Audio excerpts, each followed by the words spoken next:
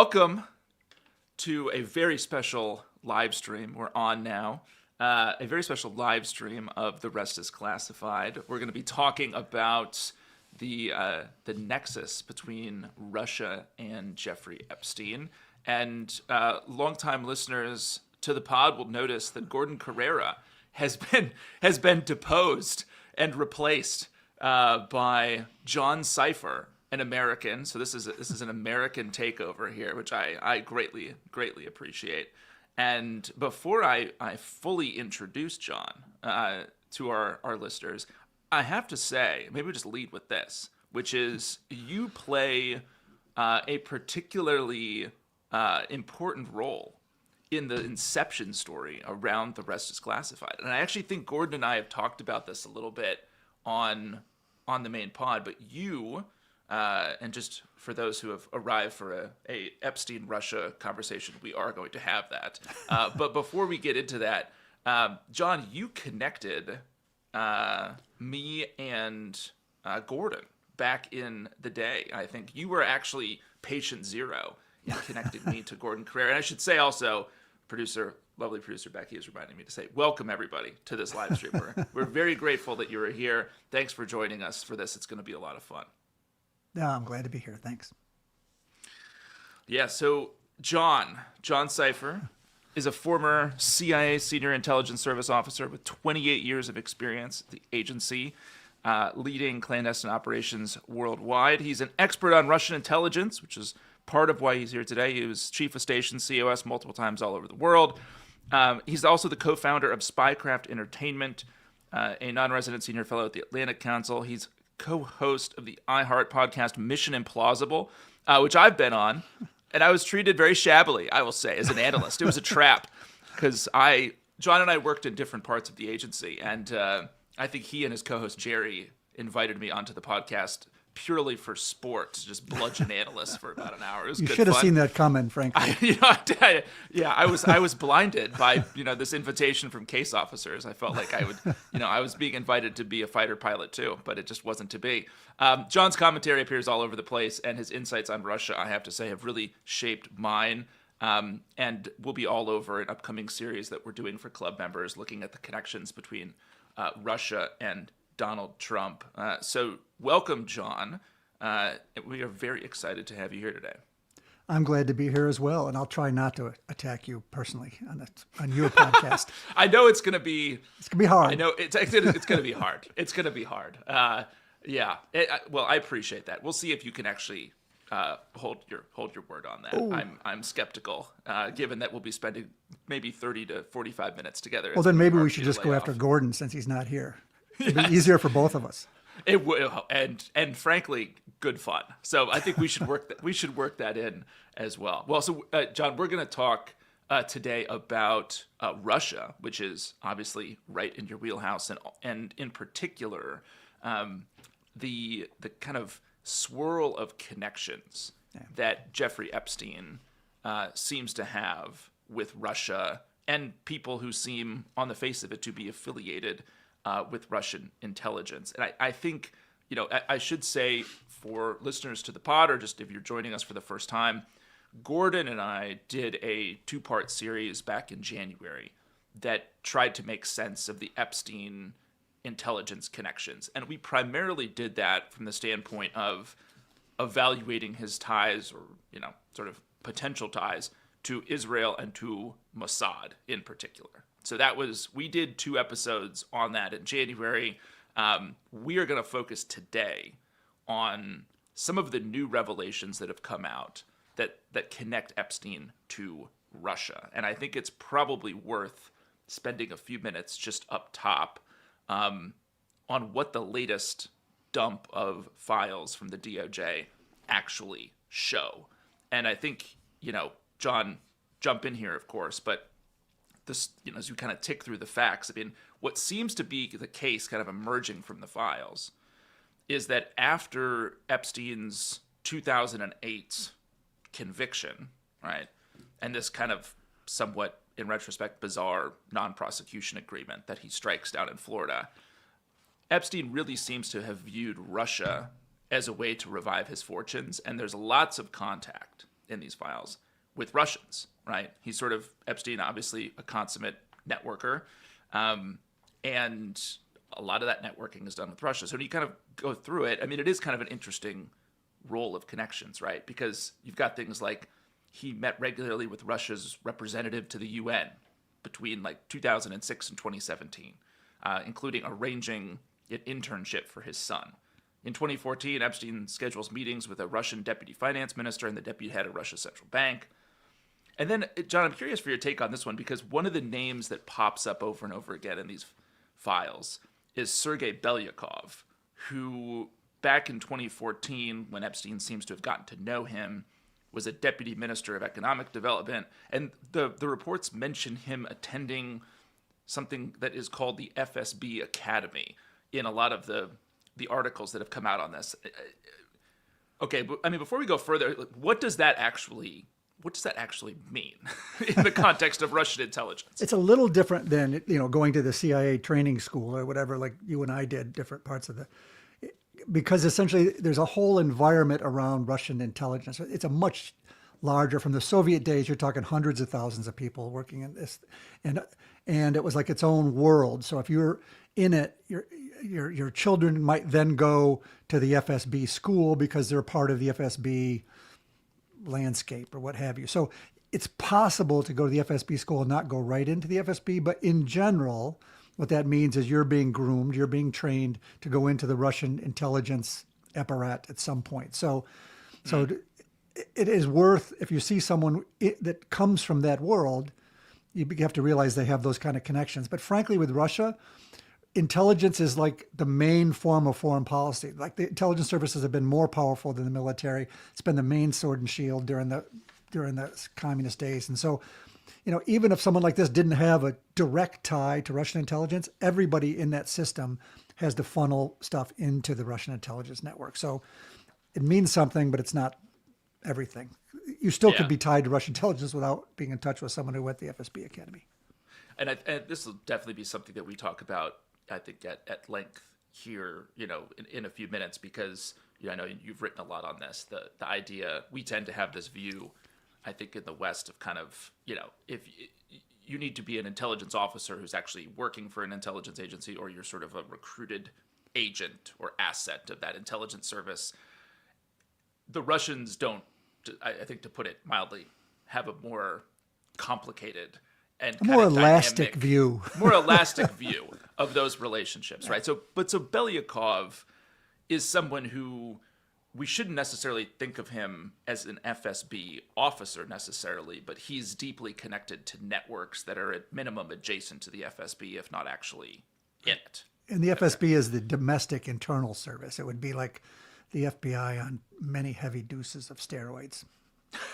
Yes, a slightly more aggressive form of the Federal Bureau of Investigation, and much larger. It's a good point.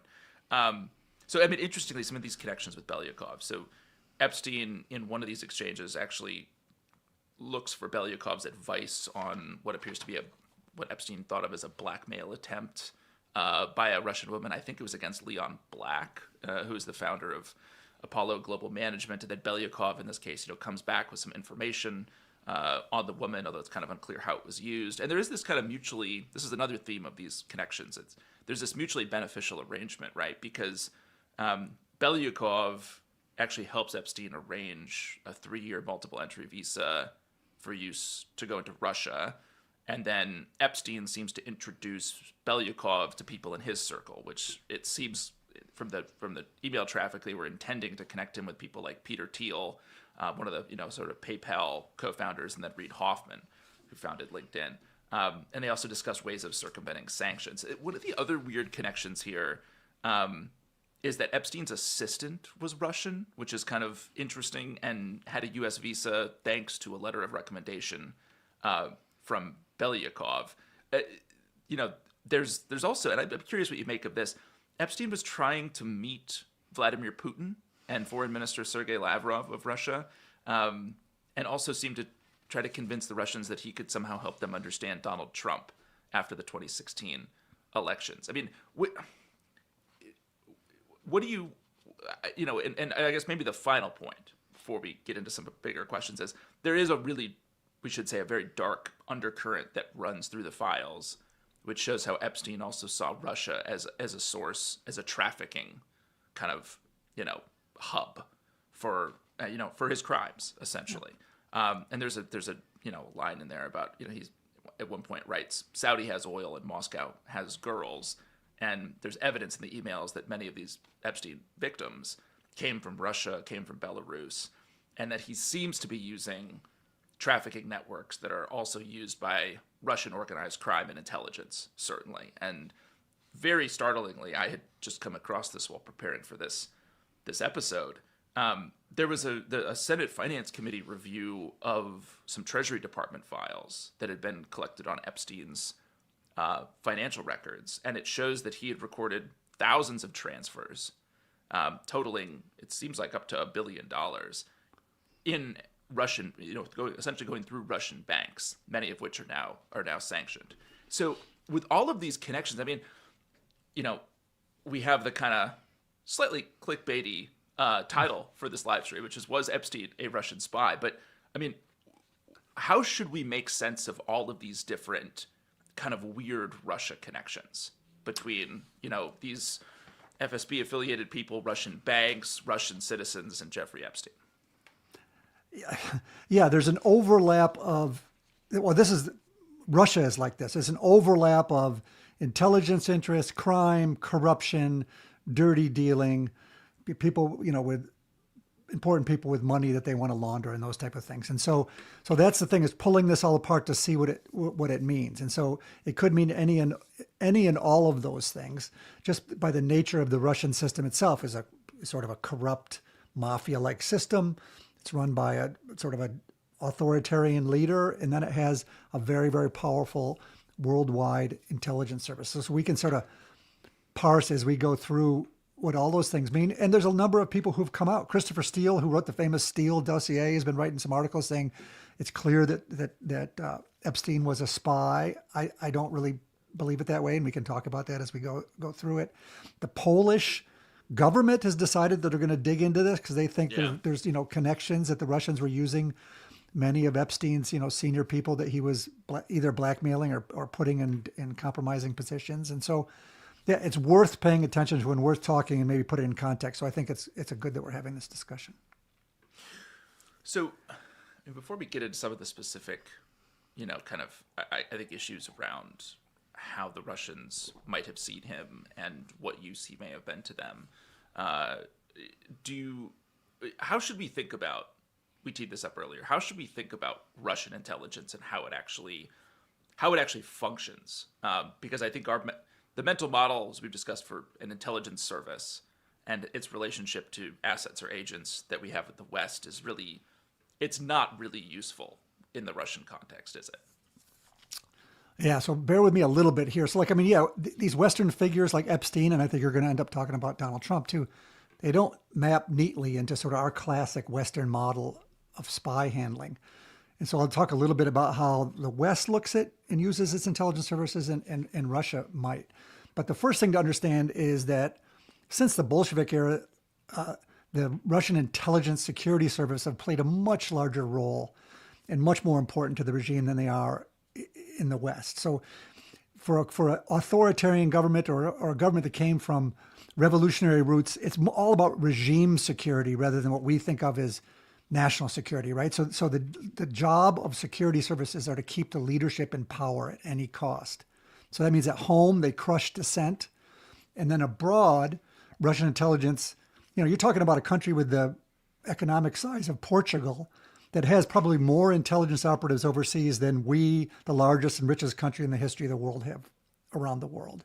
And so they play a much more central role in carrying out foreign policy. And they use the security services, to do all sorts of things, everything from political warfare, information warfare, disinformation, propaganda, supporting violent actors, perception management, sowing chaos. Whereas in the West, we tend to collect intelligence, whether it's from satellites or spies or diplomats or what have you, and put it to a professional analytic cadre like you worked in, that then puts that information to a policymakers, hopefully so that they'll make better policy. Whereas in Russia, it's much more of a weapon. It's much more part of their foreign policy and domestic policy in protecting the leadership. And so I can talk a little bit more because you're an analyst, let me say one of the weaknesses of Russian intelligence has always been one of analysis, right? So it's a system, an authoritarian system run by fear, and where they would tell the leader what he wants to hear, right? So even in World War II, they had probably some of the best placed spies in the world. You had a good series on Philby.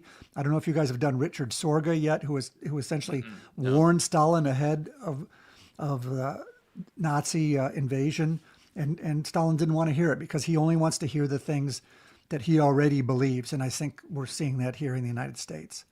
And so yeah, I'd be glad to talk about how the differences in. So that's the analytical piece, but I'd be interested to talk about the differences sort of in collection, like how does. Yeah, I think that's fascinating because, in the Epstein series that Gordon and I did back in January, Hey, when are we going to make fun of Gordon, by the way? We could do it right now. No, we'll do it. Let's wait till the end. We'll wait till the end. We got to try to weave it. Or it'll just be a chunk at the end where we just tear into Gordon Carrera. He's on vacation. You do a great job of right that, now. By the way, on the regular podcast. Yeah. Thank you. I make it. It's one of my North Stars. It is my North Star for the podcast. Is targeting Gordon. I think we talked a bit in the series on the Epstein Mossad, or examining the sort of Epstein Mossad connection. About how, really, like, for example, I think I texted like 20 formers from the agency and said, prior to Epstein's conviction, like, how would you have seen this guy? Would he have been a viable, sort of target for recruitment? And I hope everybody said no. Before the conviction, almost everyone said yes, John. What? Well, okay. Yes. You were one of the outliers, if I recall. Well, we don't recruit American citizens for the most part. Well, I'm sorry. I'm putting that aside. I meant just the guy himself. Like, would he be a valuable? Would an intelligence service have an interest in him? Well, that's what. As we talk here, that's also the way to look at Trump too. Is like it's one thing for someone to have vulnerabilities that make you interested in that person. Oh my God, they have all these things that I might be able to take advantage of. They huge ego, corruption, they want money, blah, blah, blah. So that's interesting in terms of you might have an interest in that person, but also at some point, the more you look at them, you realize, is it someone you could actually trust? Are they going to follow your rules? Are they going to follow your control? Are they someone who can when they're giving you information on the stuff they have access to, they're not embellishing? So it's one thing to say, oh, that guy looks, interesting, but then I want to have a secret, long-term, productive relationship where I trust this guy over a long period of time, and I wouldn't trust either Donald Trump or Jeffrey Epstein. Yeah, well, and so I guess that's true from the agency side, let's say, but from the Russian side of things, my understanding would be that just in general, Russian intelligence would have, they would look at a much broader target set as potential, not necessarily as like assets in the way we think about them, where it's a clandestine relationship where you've got some control and they produce intelligence that, essentially they steal secrets for you in secret, right? That's kind of what we think about when we're talking about a case officer agent or asset relationship. But the Russian view of that is more, I guess, flexible. Maybe you can talk a little bit about that, or if I've characterized it right. Sure, yeah. So let me try to put it in context. Like I said, in the West, we collect intelligence to provide to the analysts, to provide to policymakers, right? In Russia, it's much more about keeping the leadership in power. So they have a much wider view of how they use their intelligence services. So to go back to in the West, or the CIA, for example, we're looking for fully vetted, clandestine, controlled sources, that word control is important, who reliably follow our tasking and can keep themselves secure and safe.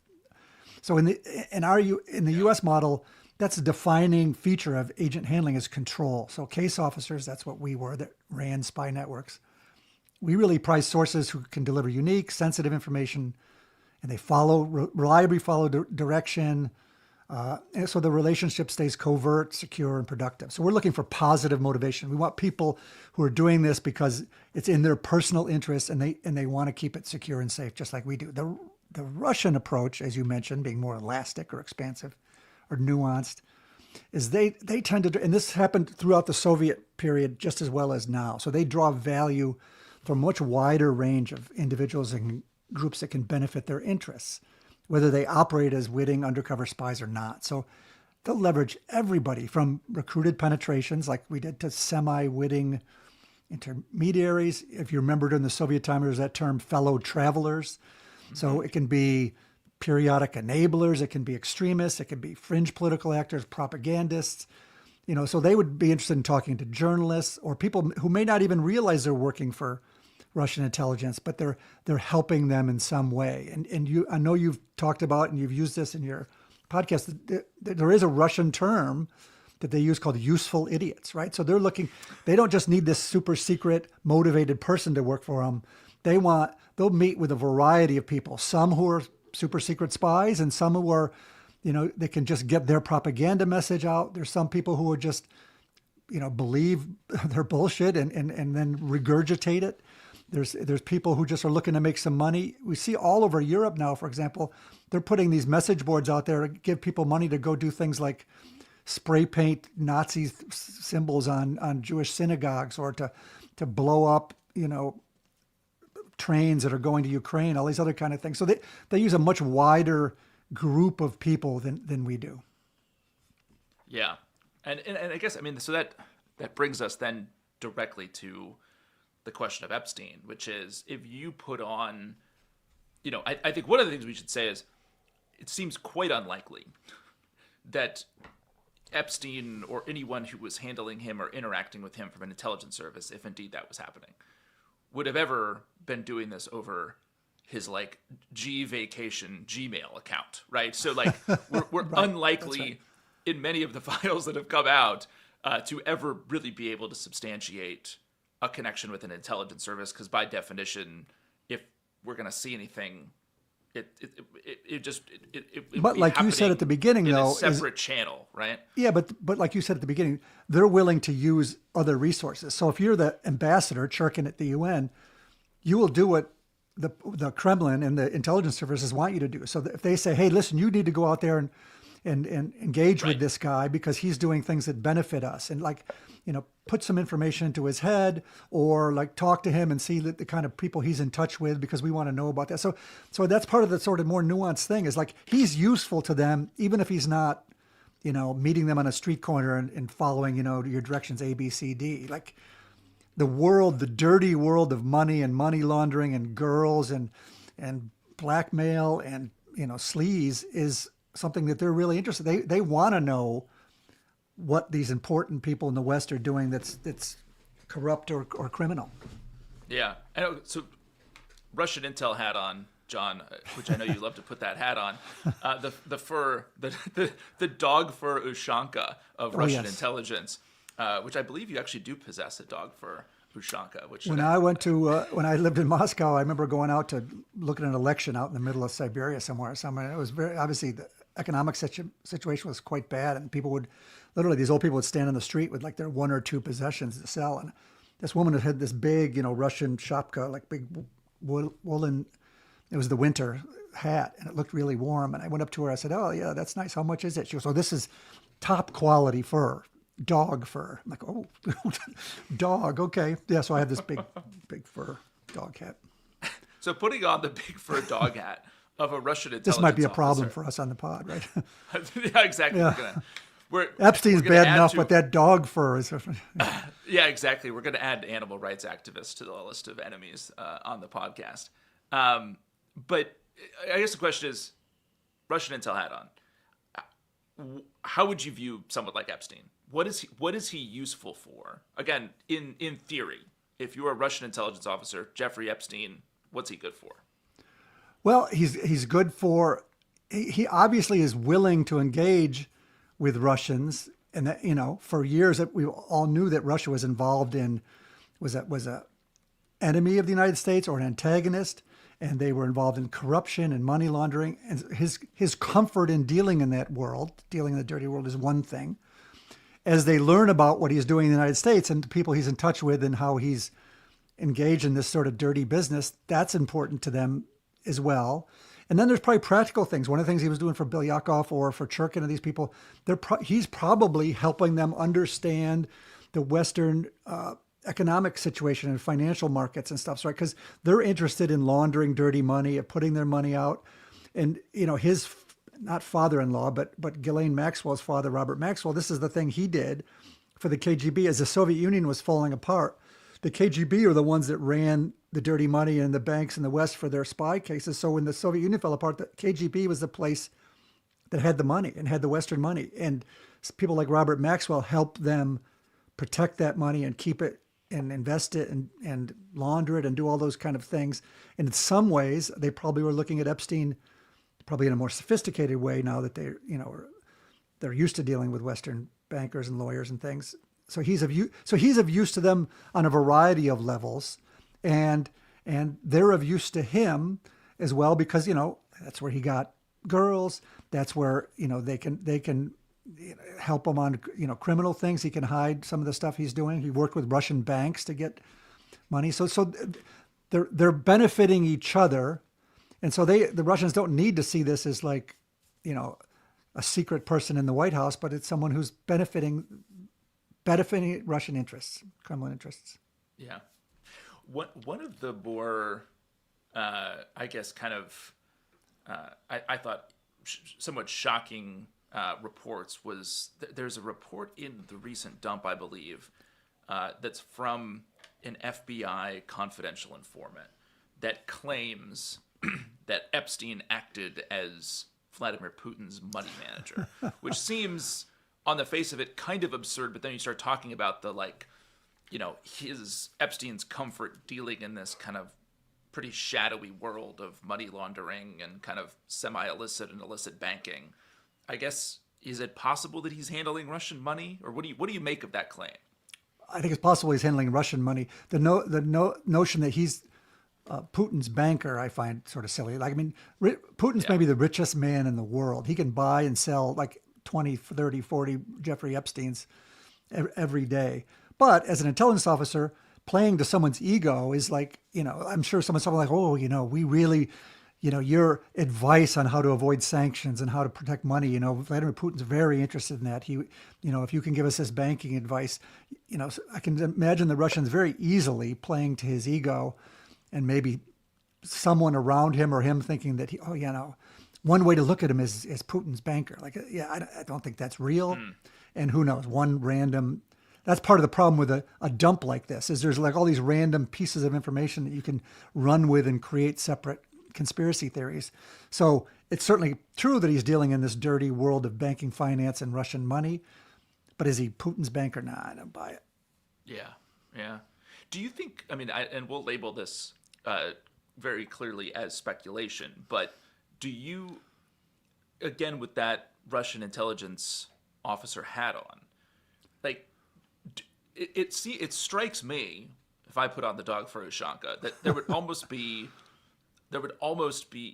like malpractice for someone somewhere inside the FSB or some other piece of the Russian intelligence kind of world to at some point have not asked somebody to ask Jeffrey Epstein to do something for them. It seems, and I, by the way, I'd probably make the same case at this point on Mossad, right? Where this is a guy who's operating in with a bunch of overlapping adjacent networks that are all connected in some indirect way to intelligence services. And he's a guy that strikes me as kind of, he's like a deep pockets guy who can do stuff for you even if he's not a handled and recruited asset. Does that what say you to that? It just seems like I would have less respect for the FSB if they hadn't, if they hadn't asked him to do something at some point, right? It just seems implausible. What do you think? I'm certain that Russian intelligence was interested in utilizing Jeffrey Epstein in some way. And so that goes back to the thing. So in the U.S., if there's some person out there who's of some value to the United States, the CIA might play a role in that. The State Department might, depending on what's going on, the Commerce Department, USAID, like there's all these different things that play a role in our system. But the Russian intelligence is the main player in foreign policy for, so like if a Ministry of Foreign Affairs person meets him or a banking person meets him, is going to get into the Russian intelligence system. Like they're not as separated as ours, and the Russian intelligence dominates all the others. You got a KGB president of the country, mind you, and you have a system. I mean, let me just give a sense of the Russian system to understand how please. This sort of plays, right? So there's a word called sistema, and there's a really good article. The guy who does the podcast with us, who you may know, Adam Davidson, writes for the New Yorker, and he wrote this piece maybe back in 2017 called "The Theory of Trump Kompromat," I think. And he talked about this thing called the sistema, the Russian system. So in the Russian system, legal safeguards are weak or non-existent. They're whatever the Kremlin wants them to be. And power is personalized, right?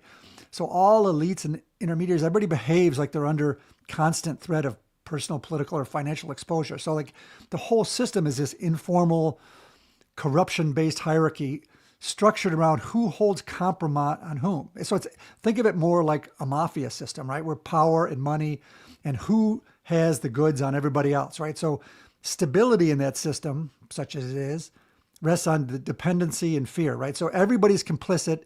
Everybody has some information on everybody else. You don't know what people have on you. They don't know what you have on them. So everybody's sort of vulnerable. And so like you want to be careful about attacking someone because you don't know what they might have on you. You can't count on judges, law, system, processes. It's this sort of informal kompromat laundromat, if you will, mafia system. So in that kind of system, people like Jeffrey Epstein and those guys are sort of perfect. Donald Trump is too. They're comfortable working, with sort of money and criminals and corruption and, whatever it takes to get what you want,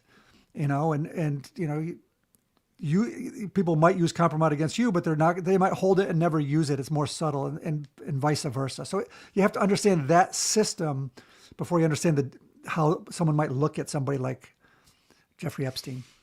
Well, I guess in that sense, they, a Russian intelligence officer or targeter looking at him would have said this guy seems like a fellow traveler. It's very similar kind of mafia type networks, right? Where this is a guy who is sort of playing, and he's kind of swimming around in the same cesspool as absolutely. As a lot of Russian intelligence he's got officers. These Russian girls and sex things. They know that he's with Ghislaine Maxwell, whose father was likely spying for the Russians and helping them financially, playing in these same criminal networks. So this person is the perfect person for them to be interested in. How they use him, that's where it differs from the Western system, right? So they can use him informally, semi-witting, whether he's like a spy or whether he's just beneficial to them. So that's the part that we're not going to know until somebody opens up Russian, intelligence files or something. Yeah, and that's part of the problem with a dump like this. You just don't know what. Yeah. Yeah. Well, I should say also for our viewers, please do use the chat function to pass along any other questions you've got. John and I will deal with some of them toward the end of this time. So please do put any questions in that you've got. I know. Indeed. So I wanted to ask you about. So you talk about kompromat, and I like the way you described it because I think usually you think about kompromat as some poor businessman ends up getting entrapped, in a hotel room, and the Russians take pictures of him with a prostitute, and then they go and tell the businessman or the politician or whomever they got the goods on him, and then he's under their control, right? Which I guess certainly that could be a form of kompromat. Yes.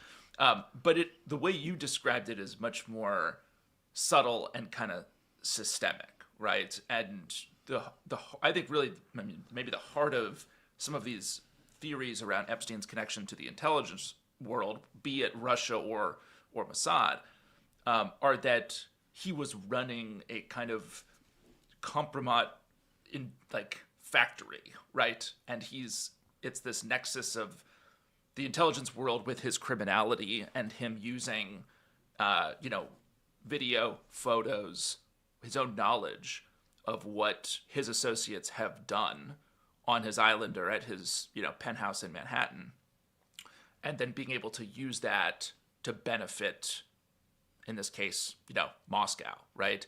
What do you make of that claim? Because I think that is the most sort of, I guess, direct way of stating the case that I think many of our listeners have probably heard, which is there's a real nexus between the criminality of Jeffrey Epstein and his intelligence work. Yeah, so the Russian system is built on, like I mentioned, that system, that kompromat of who has what on people. That's sort of mafia, criminal kind of network. And I apologize for this phrase, but it's a Russian phrase, which is ugly, but it makes some sense. There's a Russian phrase saying, you should beat your wife. Even if you don't know what she's done, she does. And so kompromat sort of is like in that There's world. Actually there's a Russian phrase, that is a saying. Right, but that's the notion is like, for example, there was all this talk about Donald Trump in 2016. It's like, oh, they might have kompromat on him. The beauty of the system, not the beauty, the system is such that, like, if you're working in that criminal, dirty world, like you're like, yeah, I know I've done things. I don't know what they have on me. Like Donald Trump, it may not be with a P tape or something like that, but it might be he's done deals or whatever, and he doesn't know where he's gotten help or what's happening. But I just, again, the stability is kept by the fact that, like, I don't know what people have on me. What do I have on them? I just sort of let it go. So kompromat is much more subtle. Like if Donald Trump knows he did something illegal that the Russians might know about, or when he was in Russia, the Russians don't have to say, we know this.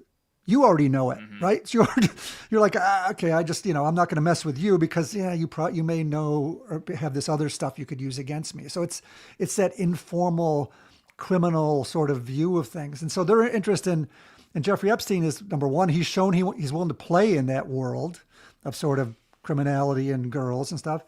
It would be wonderful to get into, even just to get into his computer and his system to see the kind of stuff he has. And if he's traveling to Russia, that's cake. You can get it, just go into his hotel room and get his stuff from him. You then might realize that he's willing to sort of play dirty games on the side that are valuable to you. And it doesn't even, you don't have to direct him to do things. He's already doing them. And then he's helping you with financial money things. So there's a variety of things here that are likely that are interest the Russians and interesting to Jeffrey Epstein. And so in the Russian system, he's definitely an asset in the definition of how we talk about an asset, a benefit to the Russians. But do you think, what would you make of the claim that this is, because what I'm getting from you is the sense that this is all more informal, right?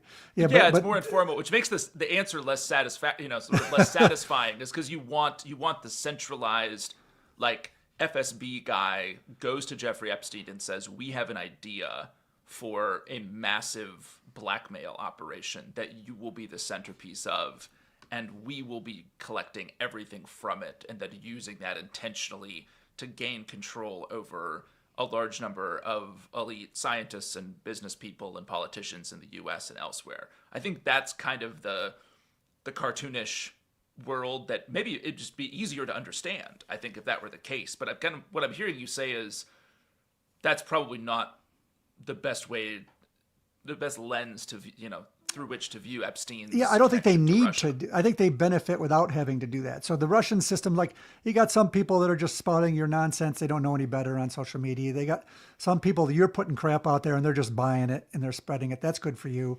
You got some journalists that you talk with and spend and try to, like, get over to your side of the thing that are helping you out. You got someone like Jeffrey Epstein who's doing what you would want him to do anyway. You can just nudge him. What's that book in economics? Nudge, right?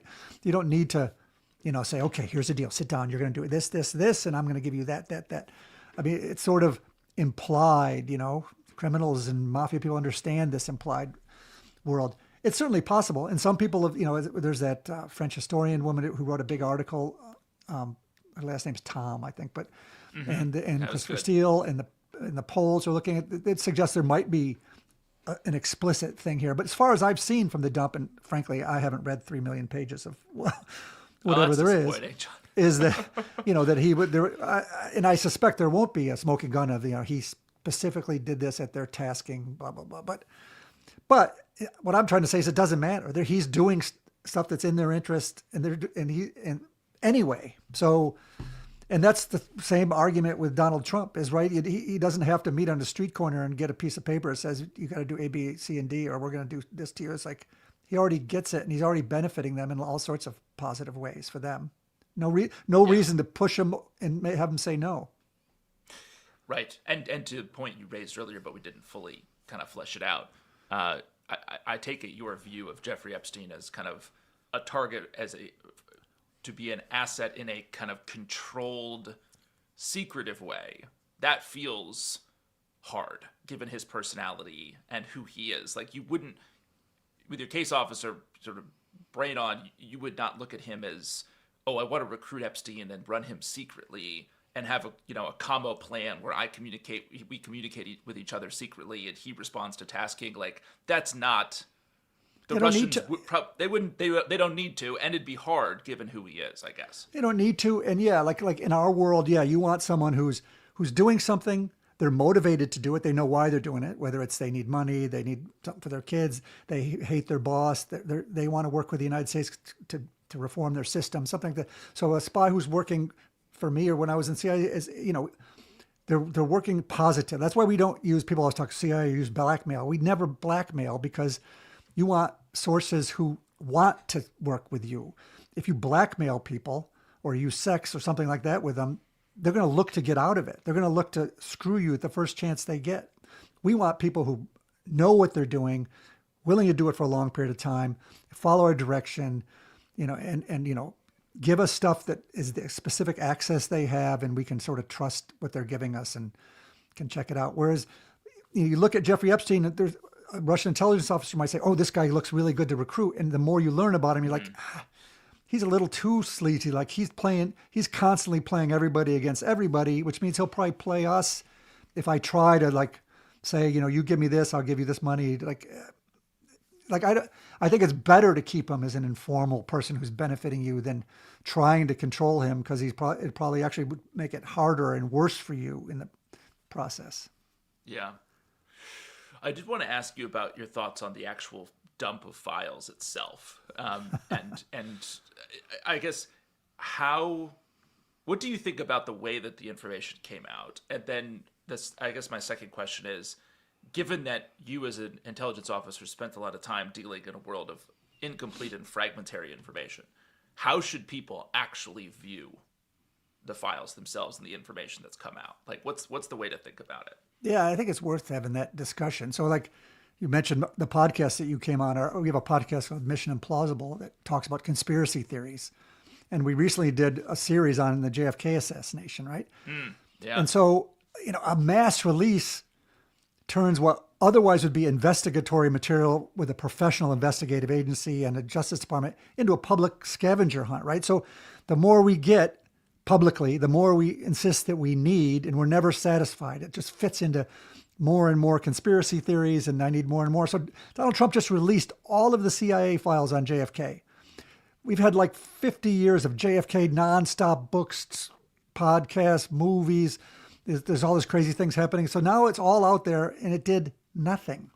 People will still say, there must be other stuff, they've created. So the problem with these dumps is when people demand this wholesale disclosure so we can finally know, they mean well, but what they're signaling is they don't believe the system is capable of doing its job. Like, we want a serious justice law enforcement system that can pull these things, that can push stuff that doesn't make sense, that can then take a piece of information that doesn't understand and then can go out and query it, find it, look into the system, question people. So now I worry that if our standard of justice becomes just dump everything and let the internet sort it out, we're not strengthening accountability. We're just making it to this freaking spectacle. So I'm against this kind of thing. But the Trump administration, sadly, I don't want to make this political, but they made the Justice Department into a political weapon that can't be trusted. So the answer is then just give us this information and we'll figure it out. But frankly, we're not going to figure it out. And even if all the information is out, no one's going to be trusted it's all out. Yeah. Yeah. It does also seem to just reflect a sense that if there was a massive DOJ report on this that was done based off of the files, the emails, whatever, all the evidence, that there would be huge segments of the population that just would dismiss it Yeah. outright Yeah, we've because lost trust they're in the hiding government. they're hiding something, right? And we can't trust the institutions anymore. I mean, I think one of the questions, I mean, and I think there was one earlier. Actually, I'm scrolling through some of them, which this will give. I think, John, I want you to address this one. Is earlier, Vuchko Ukraine had commented in the chat about how the FSB is not just internal to Russia. They operate here in Ukraine and most former Soviet republics, and also do cyber attacks and burn down warehouses in Europe. Also the SVR. We talked, I think, a lot about the FSB sort of domestically, which obviously is true. But can you talk a bit about kind of Russian intelligence more broadly? What are the major agencies and kind of how do they operate? Because my understanding is, the FSB internal also operates a lot. So essentially, outside the it's just country. during the Soviet period, it was the KGB, and it had other names before that. So when the Bolsheviks took over in 1917, the first thing they did is create this security system, which essentially was a terrorist operation to kill off all the opposition and keep the leadership in power. And then it created a foreign piece of this that would do the same to their overseas enemies.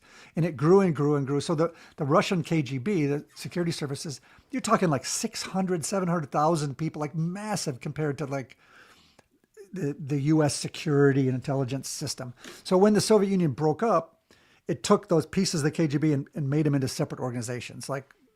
So the domestic part of the KGB was the second chief directorate that, squished opposition and, watched everybody inside and all those type of things. That became the FSB. The external service, like the CIA piece of that, became what's called the SVR. These are just the Russian acronyms for. And then it had like an NSA version of a technical thing. It had, a security thing that protected the leadership. It had, so there's a variety of places that came out of the old KGB. And the main ones are this FSB, domestic, SVR, foreign, and then a variety of technical and other places. So what's interesting is it just shows the Russian mentality is when the Soviet Union broke up and Ukraine became a separate country and all these other former republics became separate countries, they often use the FSB for what we would think of as foreign intelligence, but in those countries, because in their mind, they still belong to us. Like Ukraine is still part of Russia and we belong. So the FSB played a much bigger role, even though in our system, we'd see that as a foreign country that should be the SVR operating in.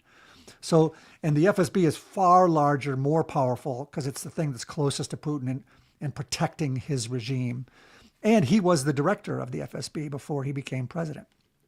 And so that's the difference between these different things. And so the person who commented is right. The FSB was in charge of Ukraine and was sort of preparing the invasion of Ukraine. It was the intelligence service there. Very brutal, very ugly, very terrorist organization. And so the SVR, like the FSB has a role in other places around the country. Like they do have FSB people who work in the United States that would coordinate with the FBI and other things on sort of police and law enforcement stuff. But the SVR is the main one for most foreign countries. Yeah. And there's another question here. I think this is worth addressing because I've actually scanned through a lot of the comments in here, and many of them, even though, of course, we started the conversation. You analysts are good at scanning through stuff. We're good at scanning things. That's right. We started the conversation by saying we're going to have a conversation about the Epstein-Russia connections. There are many comments in here like, Epstein and Mossad. And a couple things I'll just say on this. Gordon and I, and the actual question here is that, Gordon and I covered this recently in our series. It seems like you guys ruled out this Mossad connection. And I think it's maybe worth a little, I don't know if we ruled it out. What I said on the pod, if I remember correctly, was that I thought the idea of Mossad in a similar way that we've talked about with Russia, running Epstein as a controlled asset and using Epstein as a sort of industrial feed bag of blackmail in a centralized way, and using that as to kind of get control over a large number of American politicians, scientists, and businessmen. I don't buy that. I think the risk reward from Mossad's standpoint if they get doesn't caught, make any sense. Yeah, right? if they get caught doing that, I mean, running an American citizen against American interests, like they're supposed to be our friend. Like I think again, more informally, it would benefit them to do that without doing it formally. Because if you get caught running him as a spy in the United States, I mean, that turns the we're friends working Yeah. together to like, you're actually trying to screw us. Yeah. And so I think I don't buy the kind of centralized, Mossad running him and running the blackmail operation. I just don't. To me, the risk reward doesn't make it. The risk reward makes more sense from the Russian standpoint because it's a very hostile they don't actor. care. The Israelis, of course, do attempt to spy on us and have in the past, but they have to balance that with the fact that they're also a friend. Like it's an allied service, right? It's a friendly service, and so the risk reward doesn't make sense to me from the Mossad angle. But what does make sense is similar to the way we've talked about Epstein from the Russian side, seen from, sort of the FSB as like a guy who could potentially be useful in certain circumstances. I think you'd have to make the same case from the Mossad side as well, that this is a guy who's got a bunch of, to them, interesting connections, who has the ability to move money, who has the ability to do things for you on an ad hoc basis if someone asks. To me, Epstein's operating in these networks of kind of, you scratch my back, I scratch yours. We've all got some dirt on each other, maybe. And so it's kind of these mafia type networks we're talking about, or these certainly like kind of below the waterline networks. He's bumping up against all kinds of, intelligence adjacent people and networks in his sort of daily life. And it makes a lot of sense to me that any global intelligence service would have seen him as someone who might be willing to do something for them. But to your point exactly, it's not like, hey, I'm blah, blah, blah from Mossad or blah, blah, blah from the FSB, and I'm here to tell you to do this thing. It's like you find someone who knows him, who in pattern could ask him to do something that's beneficial to you. And that feels like that feels to me like what the story is so far, which again is like not satisfying. It's hard. I think it's hard to kind of wrap your head around exactly what that is. And when we were in training, one of the sort of things you talk about as you develop relationships with people is called give to get, right? So if you're trying to network and meet people, and you have to give something yourself for them to start talking to you. And if anything, Epstein was a great networker. He was trying to pull in big people all around, and then some of them he would, then maybe put them in compromising positions, or that he could then maybe use other places. So probably the Israelis they could talk to him, and he would probably give all sorts of information that was valuable to them without them even having to like request it or ask it or something. Right. He's networking. He's in this group. He's trying to he's with the former Israeli prime minister. He's given this kind of stuff. And so, yeah, I tend to look at it the same way. Is they benefit whether they direct him to do things or not. He's likely to give them stuff that's of value to them. Yeah. No, I absolutely agree with that. And I think that is, insofar as maybe this is a good place to end the conversation. I mean, I think insofar as we've seen from these files, we're probably not going to get much more than this, right? I mean, at least and I'm talking here specifically of the intelligence story, right. Because, I mean, let's just say, John, maybe we close it with this, which is, how would an intelligence service have communicated with him? Because my sense is we're never going to see that in these files. You'd have to have the FSB turn over its cable traffic to essentially ever be able to really demonstrably prove that they asked him to do something, because it's going to, before we ever get to that, all we're going to have are just sort of, these kind of email traffic between these different networks of people with stuff that by definition they were willing to put in electronic communications. Yeah. So my guess would be, and again, I don't know, but my guess would be, like if he was spying for us, we would then, we'd meet him on a street corner or in a hotel, or I'd go in Alias to meet him in a third country, or we might have a super secret, way to communicate through a fancy device or a secret encryption and computer. Like that's how you handle real spies. But in this, I think some of the clues are there. Like, so there's Vitaly Churkin, there's Guy Belyakov. So if I'm the Russian intelligence and I'm looking for kind of stuff, and I'm reminding you again that they are the main players. If the Russian intelligence goes to the ambassador in the UN, Churkin, and says, go see him, tell us what he's thinking, ask these kind of questions, tell him that we'd like him to talk to somebody else. So I think that's the way you do it. It's like, again, if you're willing to like be one or two steps away from like directly tasking him, he already has those contacts that are used to them. Conceivably, he could say, Churkin, let's have a dinner with him, and I'll bring an intelligence officer who will be able to ask more questions. But Churkin can do that too. He swims in that same system. Yeah. Yeah, exactly. Well, John, thanks for coming on today. And we didn't get as many attacks against Gordon Carrera as I was hoping. We actually got surprisingly. It's a little, these British guys, they're so British centric. But frankly, it's a little like poking animals in a zoo. It's a little too easy, right? There's no. And you're doing a fine job of it, so you don't need me to do it. But I have great respect for Gordon. I love his books. I've read all of his books. I'm a big fan. So, doesn't mean we can't poke him a little bit when he starts talking about all this sort of over-the-top British stuff. Well, I do try to tone down his Britishness as much as possible. You do a good job. But it's very hard. It's very hard. Well, thanks, everybody, for joining this live stream. I do want a couple reminders. One is we are going to be launching an upcoming series, a 6-part series, actually, looking in depth at the Russian active measure in 2016 against the American election. So we're going to do that. We're going to be doing that from a very sort of rest is classified lens of like, what was the actual operation? How did it work? What was its intent?